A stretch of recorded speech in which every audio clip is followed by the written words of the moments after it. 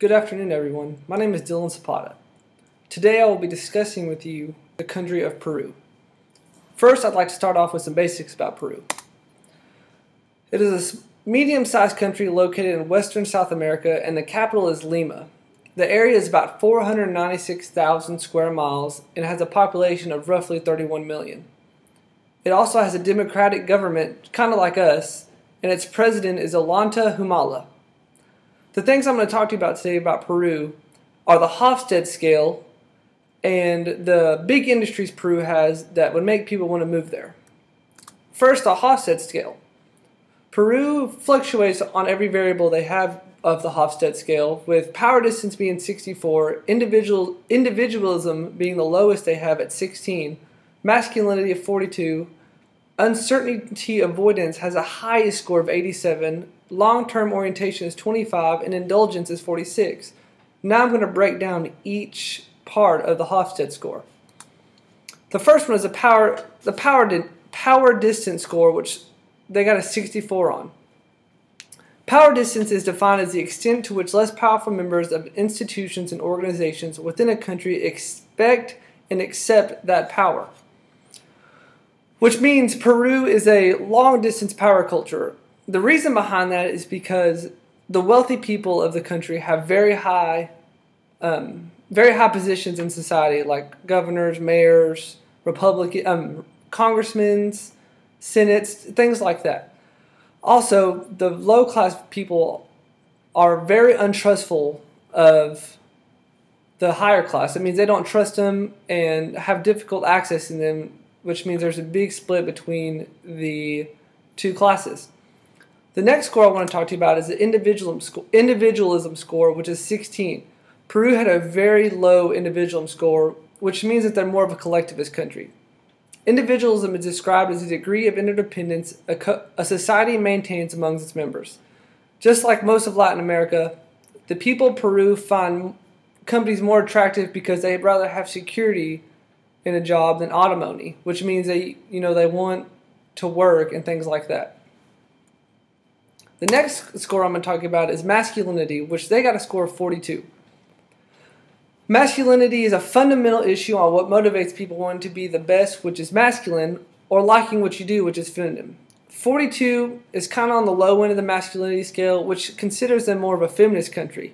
So that means people in Peru which would much rather do what they like than have wealth.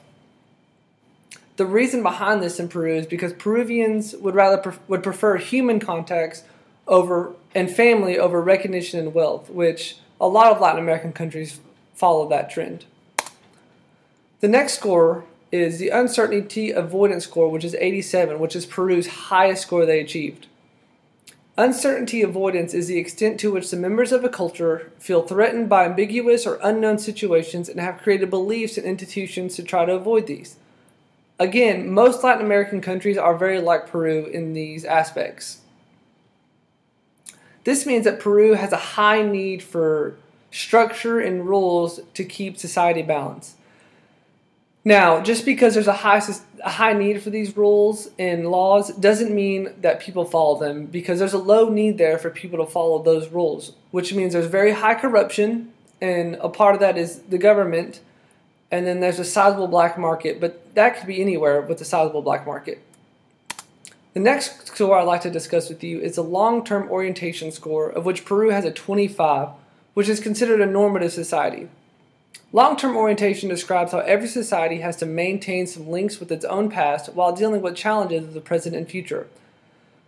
And again, a lot of Latin American countries are like Peru in this aspect, because growing up Hispanic, I know big tradition, big family tradition, and that's what makes Peru get a low score on this. They have a big respect for traditions.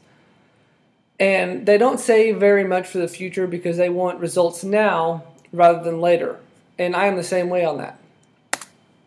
The next score I'd like to discuss with you is the indulgence score, which Peru scored a 46, which is kind of right in the middle. I mean, 50 is middle, so Peru got a 46. Indulgence is defined as the extent to which people try to control their desires and impulses. Peru is neither very indulgent or very restrained. So what that means is when they raise their kids, they're not too concerned with socializing their kids. They're going to let their kids grow up the way they'd like to be, and then socialize later on in life at school, work, whatever they should follow. Now those are the aspects of the Hofstede score. The next topic I'm discussing with you are the industries that Peru has to offer to people wanting to live there or to start a business. Peru has, many industries, but the major ones are mining, manufacturing, fishing, textiles, and agriculture, which are pretty, broad. Now, I'm going to discuss with you the two of their biggest ones, which the largest one is mining in Peru. Peru has part of the Andes Mountains located in their country, and the Andes Mountains are rich in minerals, gold, and silver. Some of those can still be found in pre-Columbian societies. Mineral exports are responsible for almost half of Peru's exports.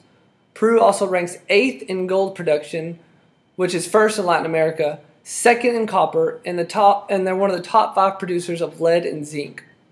Peru also has 2 of the most productive and profitable gold mines, Yanacocha and Pirena. Also, the Anamine mining project in Peru is the largest mining project underway in the world, so people flock to that country for the opportunity to mine. The second part I'd like to discuss with you is the second largest industry, which is fishing. Now, fishing you can do anywhere, but Peru has a major industry for fishing.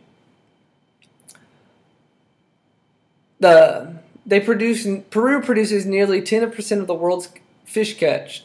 Also, recently, Peru exported 1 billion pounds in fish products just to the U.S. alone.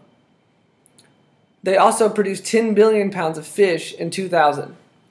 Fishing in Peru didn't really take off till the mid-20th century with the introduction of fish meal, which the main ingredient for fish meal is the Peruvian anchovy, so that made Peru a booming area for fishing. Now, those 2 industries alone don't draw people to want to do business there, but it also aren't the only reasons people want to do business there, but it also draws people there. People like to fish, they need to eat, and mining is big because all over the world you buy jewelry and things made of those minerals. So those 2 industries are one of the big reasons why people go to Peru to start a business. Well, that's it for my presentation. Thank you. Have a great day.